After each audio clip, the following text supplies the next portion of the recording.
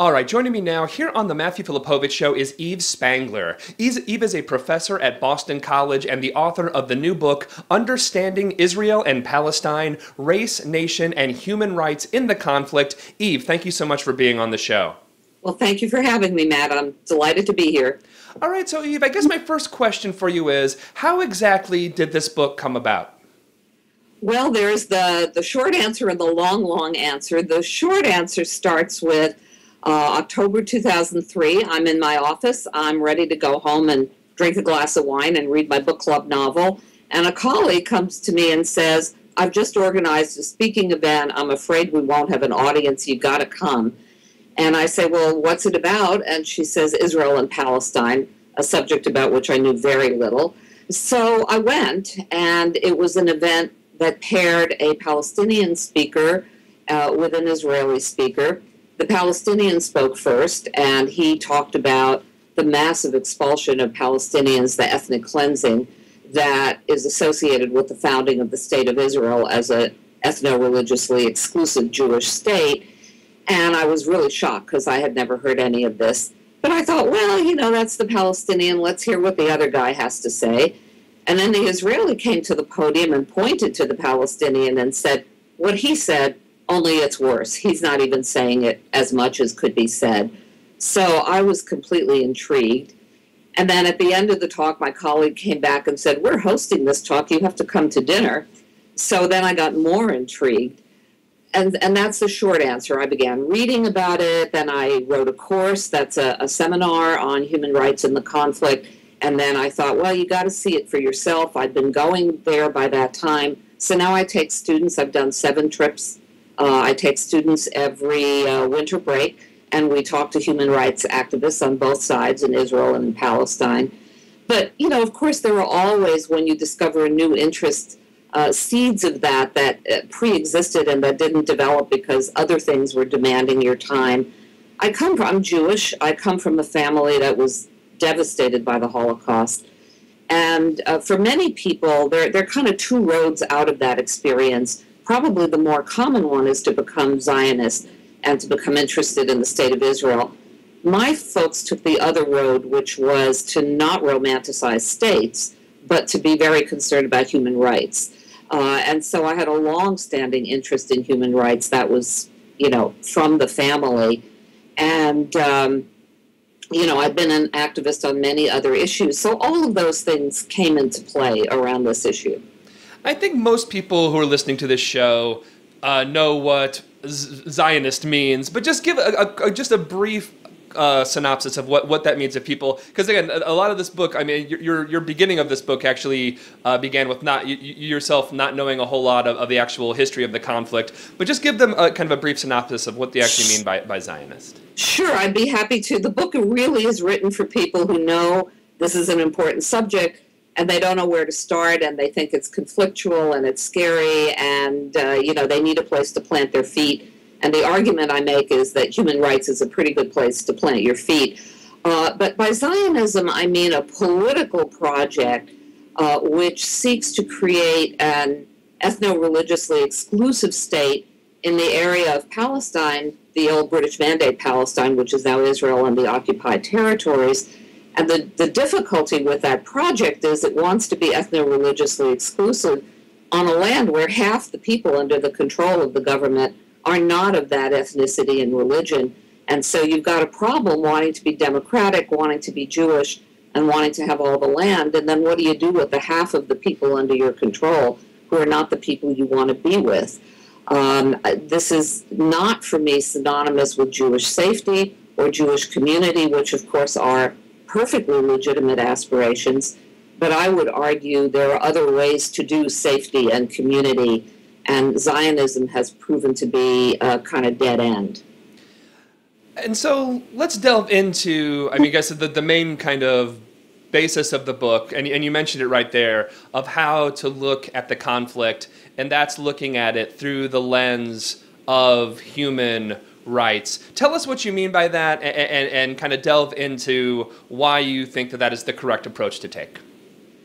Well, I think human rights are valuable simply in their own right because all of the different documents, the Geneva Conventions on the Rules of War, the Universal Declaration of Human Rights, the key foundational documents, are all premised on the basis of human dignity and the equal worth of all people, which I think is implicit in all the monotheisms, Judaism, Christianity, and Islam. So I think substantively it's a good place to start. But I also think practically, and I know, people fond of realpolitik think that human rights is too idealistic, but I think it's also a practical place to start because it faces forward. It starts from the bedrock that, we're all here, nobody's leaving, nobody's being pushed into the sea. Now, how do we do this right? How do we do it so that everybody has rights, so that everybody is treated decently? So I think it's also forward-looking, and that's why I advocated, particularly I think for Americans, we live in a, God knows, imperfect democracy, but we do live in a democracy, and we do have human rights, and we can hold our government responsible for the role it plays. We may not be able ultimately to tell either Israelis or Palestinians what they have to do, but we sure as heck can tell our government what we want done on our behalf. And I think human rights is also a pathway into that conversation.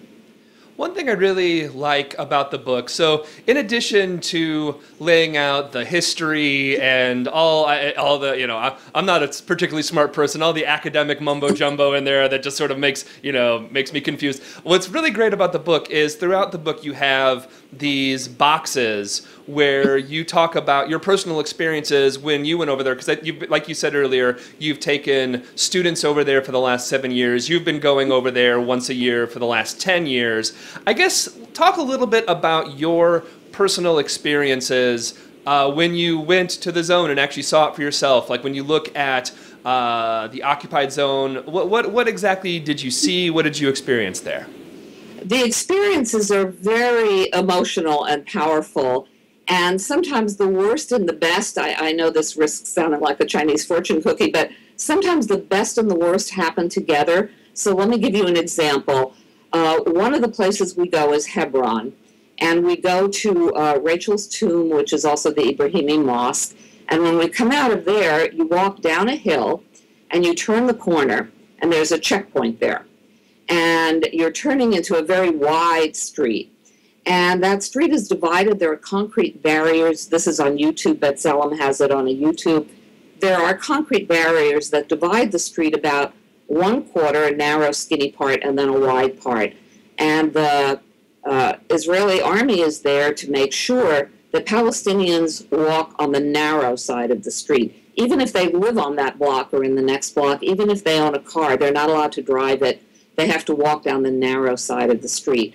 And then the Israeli settlers who are in Hebron get the wide side of the street. They can walk and drive there. And every one of them is illegal because the settlements under the Geneva Conventions are illegal. And so when I go there, I've now seen this many times. I try to get ahead of the group, and I watch my students' faces when they see this divided street and these soldiers who say, this is a Jewish-only road, and that's a Palestinian road.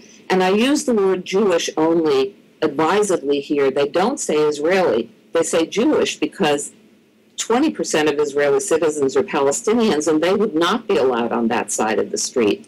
So I watch my students' faces, particularly, of course, the Black and Hispanic students. On the third trip, we were walking down the wide side of the street. I'm Jewish, and we're a pretty big group. And a little Palestinian kid had insinuated himself into our group, and he was trying to sell us bracelets, little trinkets for $1 a piece. And because of the way the settlers have taken over the center of the town, so many Palestinian stores are closed that this little boy isn't just earning ice cream money, he's helping to support his family selling these little trinkets. So we're walking and talking with him, and some of my kids are buying bracelets.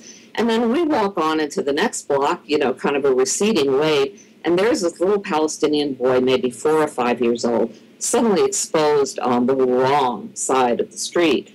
And we take him 3 or 4 steps down the next block, and we heard him shriek, just scream out in fear. So, of course, we stopped and we turned around to see what was happening.